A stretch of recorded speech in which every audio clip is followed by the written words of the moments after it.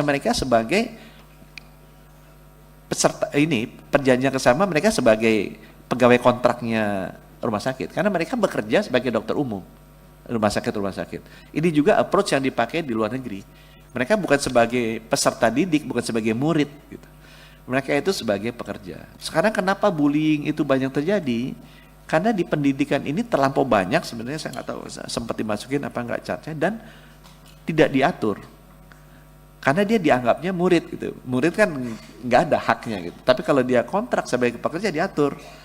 Maksimal nggak boleh lebih dari 80 jam per minggu. Bolehlah satu hari misalnya mesti 20 jam karena memang ada kondisi gawat darurat. Tapi kalau gitu besoknya harus istirahat. Itu aturan-aturan itu sekarang kita pasang dan itu tercantum di kontraknya kita dengan mereka. Logbooknya tuh semuanya by system. Dan mesti dijaga oleh 2 orang tuh, nggak bisa 1 orang aja. Ini ACGME ngaturnya bagus. Jadi nggak bisa like sama dislike dari senior. Kenapa bullying terjadi? Karena senior yang sangat menentukan.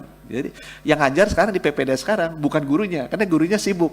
Jadi saya nggak ada, sebenarnya ada chartnya. Di semua rumah sakit pendidikan, Bapak Ibu bisa tanya deh, di rootnya Sutomo, rumah sakit ya, jangan ke FK-nya.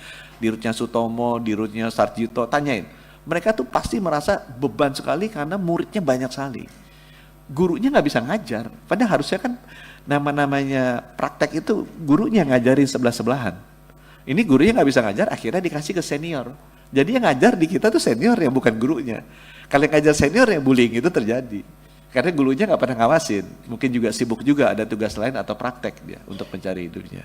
Nah itu yang sekarang kita hindari dengan sistemnya ini. Jadi semua masuk ke sistem, dilihat ada 2 orang yang mengawasi. Nah, kita juga memberikan 360 degree.